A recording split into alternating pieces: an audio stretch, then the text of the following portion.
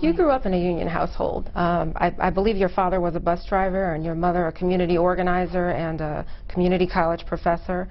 Do you think unions are necessary for the same reasons now as they were then? There's no question in my mind. I grew up in a union household, you're right. When we would sit around that dinner table, we would talk about the importance of solidarity, the importance of working families standing together in solidarity to move a progressive agenda to support their work lives, whether it's increasing wages, increasing benefits. We're still faced with those same kinds of struggles today, if not more. You've got governors in this country, you've got the ultra-conservatives who are trying to hurt us. They're trying to take us out of the ballgame completely. They want to silence our voices by stealing collective bargaining from us. Well, we've had collective bargaining for so many years. They're trying to limit the ability of unions to represent workers. Why are they doing that? But we represent a force in this country, and they don't want to see that force. They don't want to see working families have a fair shake. They don't want to see the middle class be able to pay for their education for their kids or put food on the table. I mean, it's a sick society when we've got the top 1% of this country wanting more and more power and more wealth at the expense of the middle class and working families. And we've got to change that dynamic. And you started as a labor economist at AFSCME.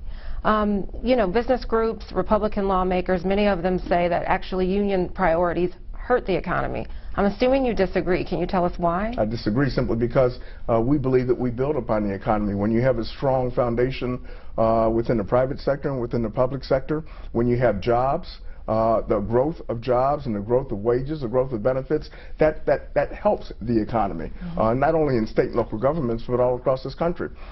You have those who believe that tax breaks and giving more tax breaks to the richest 1% of the society is the way to solve the economic problems in this country.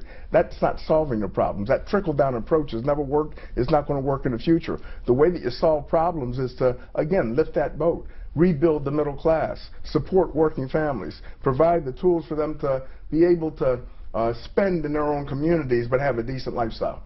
One thing that we cannot let happen is for politicians, as Scott Walker tried to do, as John Kasich attempted to do, we cannot let them tear apart the fabric of what we're about, and that fabric is collective bargaining. When you sit at the table and you negotiate with the employer, then you are talking about issues, you're talking about problems in a civilized kind of way. You had these governors who tried to attempted to steal our voices where we don't have that opportunity. We aren't treated as equals, where we can't sit at the table and talk about those issues. Our people live in communities all across the country.